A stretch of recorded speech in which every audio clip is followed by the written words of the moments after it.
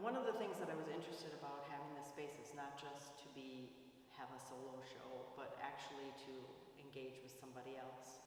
The idea of thinking about, who would pair with me, would I think about, photography or some other medium, and immediately Christa came to mind just because I wanted to have another woman potentially be in the show with me, and I love her work, and I think they have a conversation with each other. Because my interest is really not in having solo shows. I think that I'm much more interested in participating in something where we speak off of each other, we bounce off of each other.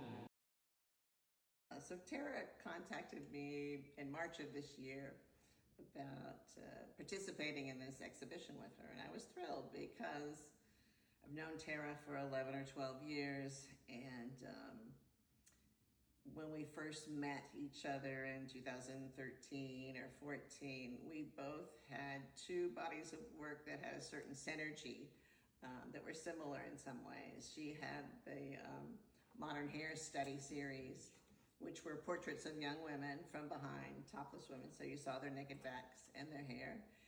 And this was referencing portraits that she'd seen of Nader, a 19th century photographer from France.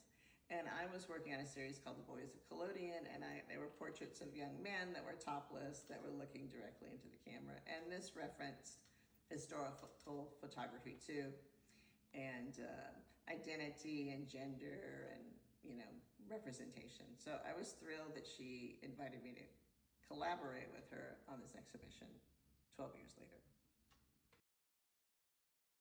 I think our work is complementary in the sense that we're both using alternative process, we're both thinking about the history of photography in terms of the actual physical making of the pieces. But also on top of that, we're looking at the female gaze is a very big part of our work. Obviously we're doing it in different ways. I'm kind of exploring the female gaze upon myself, and Christa is looking at the female gaze historically, male gaze, and how that is interpreted through historical representation of women, but looking at the young male form. I think that's quite interesting, kind of juxtaposition. I think that our work is very similar in concept, because we're talking about identity and beauty and aging and representation and who, holds power over representation or who may be powerless. And Tara is representing herself as a perimenopausal woman, which you don't see very often in the media or popular culture. And I've sort of done a role reversal and photographing idealized young men as eye candy, something that's typically done by older male photographers of younger women. It's interesting because she primarily works with male figures, and I primarily work with female figures. In this case, it's myself as a vehicle for a larger audience, but primarily I'm looking at women and our experiences in this life and culture and in the world, right? Whereas she's looking at primarily men, which I think is an interesting kind of, not clash, but difference that also comes from us both being women as artists, as looking through our lens. Yeah, I think for me because I lived in France for the last 10 years before coming here, I had this huge opportunity to immerse myself in the history of photography because it was born in France. And so while I was experiencing these things, I was also out in the world, going to exhibitions, putting myself in places where I know that someday I might not live in this city anymore, and so I wanted to absorb all of these possibilities to look at the history of not just photography, but painting and, everything. But for example, we talk about, Christa and I both talk about Anna Atkins, who was the inventor of the cyanotype, and the fact that she's a woman and she created this, she started this process, and we're still using it as women. And we also speak a lot about Julia Margaret Cameron, who's one of my favorite photographers from early 1900s, late 1800s. And she really looked at the portrait in a way that nobody else did.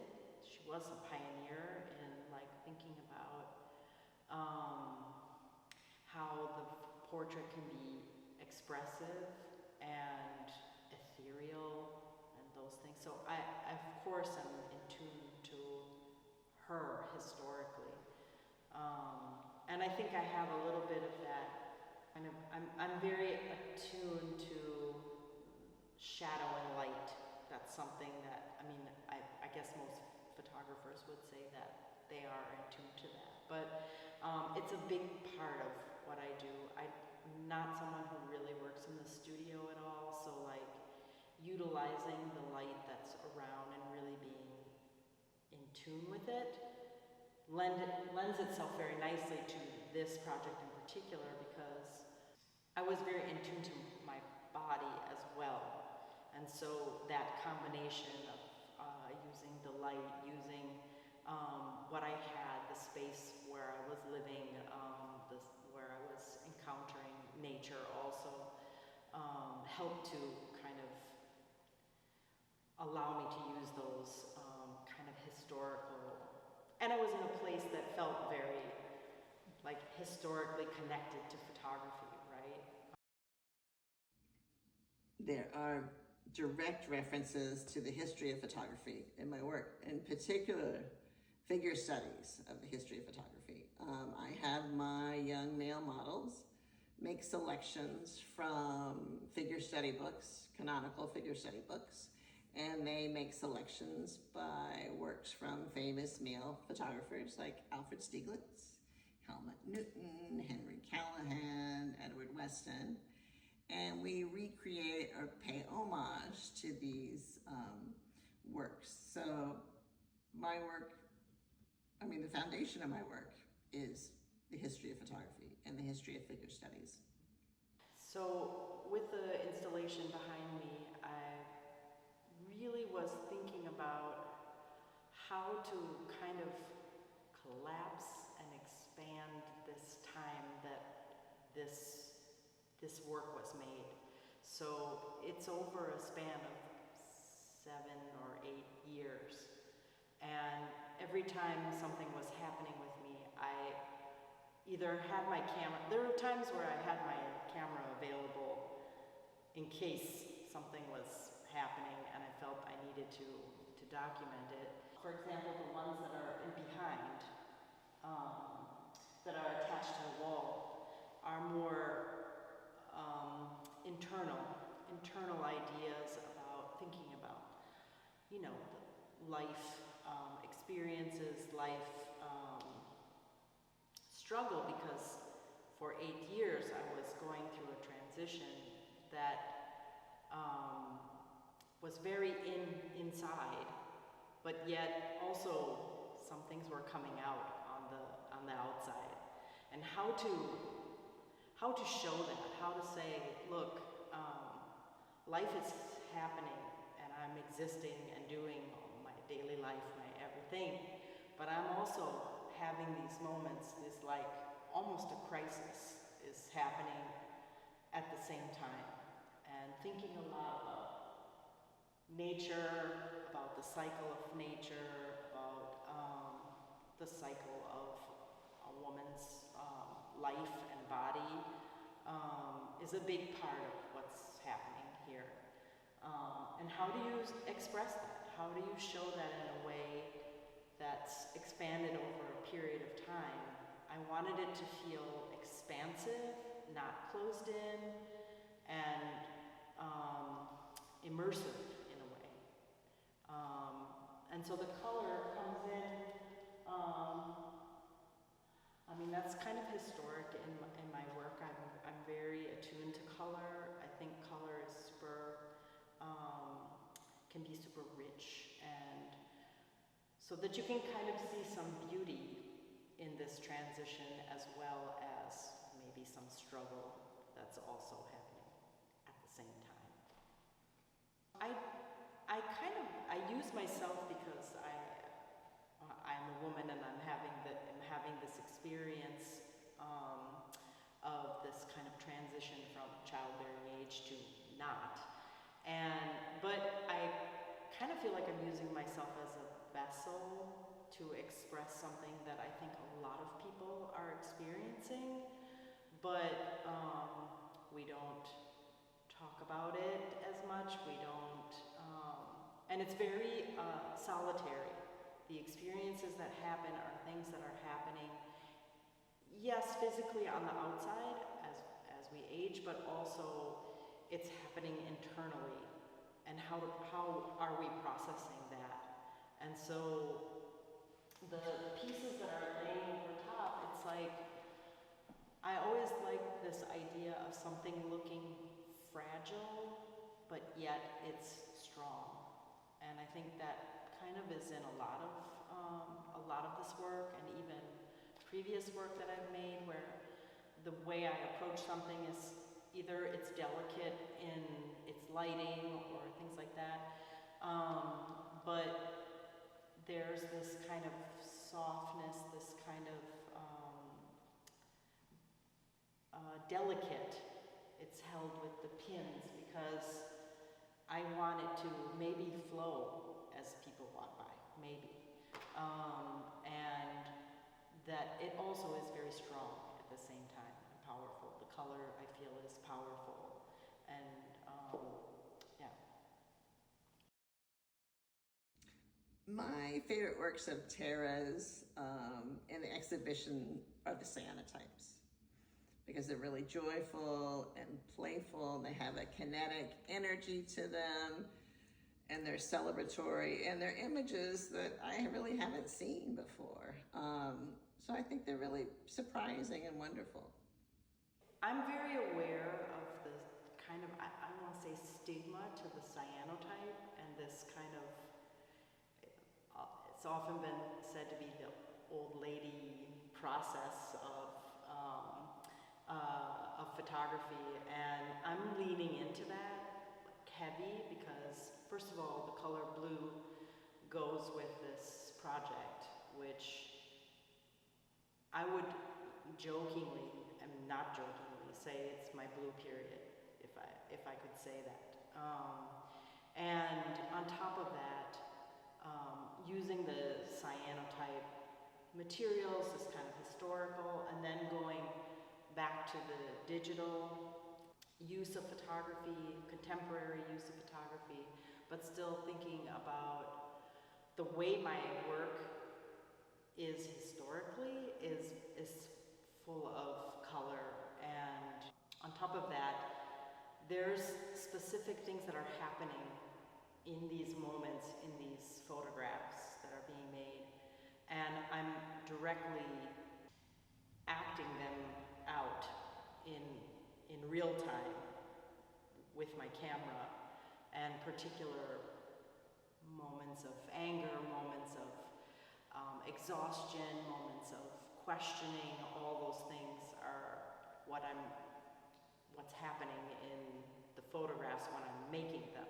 I mean, this work is really about my experience of menopause, and that, you know, people, okay, yes, people are talking about it now. There are a lot more women talking about it, but it's still not something that is widely shared and discussed. And the thing is that how many women are there in this world?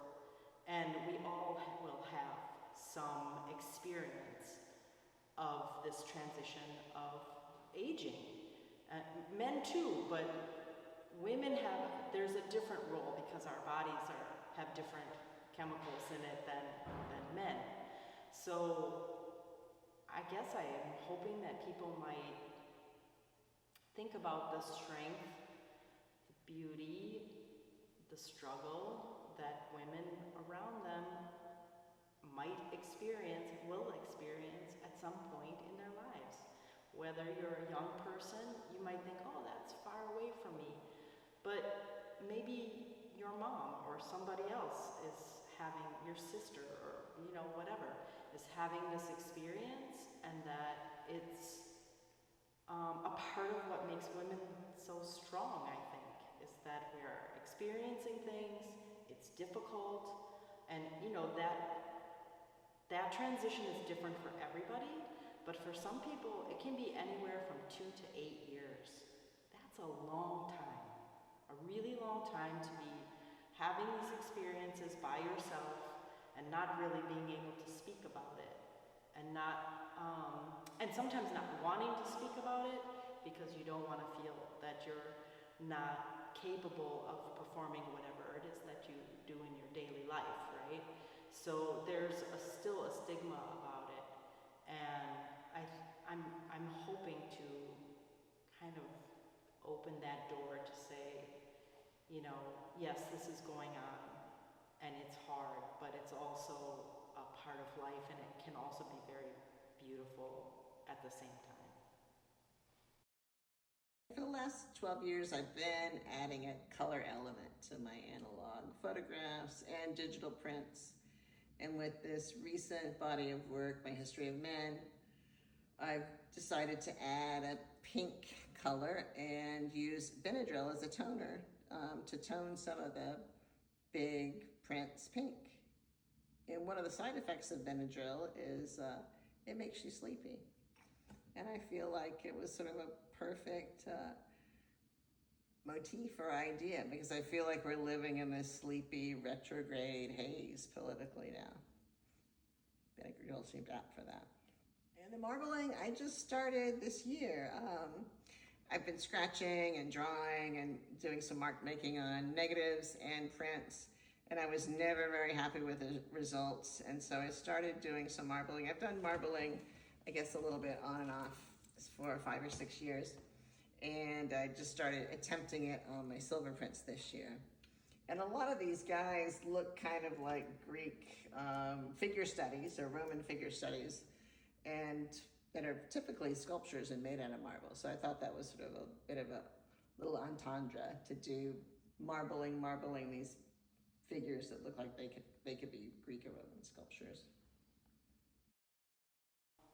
Some of my favorite works are kind of directly across from the installation, the pictures in the sand. Of course, it makes me think of Weston and his approach to the nude.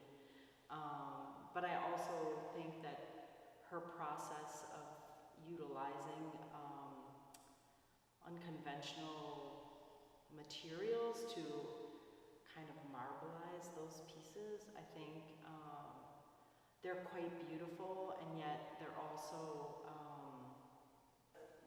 it's a medication that she uses to, she puts into the process, like as she's toning them. And I can't think of what it's called. It's in her writing, but, and that pink color is where that comes from, which is also, makes you think about the psychological struggles that young men are having, which I also think can relate to struggles that women are having. And, I think that's why I like her work so much, and I'm certainly very fond of all of it, but particularly this piece, right, the diptych behind me, yeah. I would like the viewer to question the work, question my interpretation of figure studies, and just get them to think about representation and power and the dynamics of gender and aging and beauty and representation.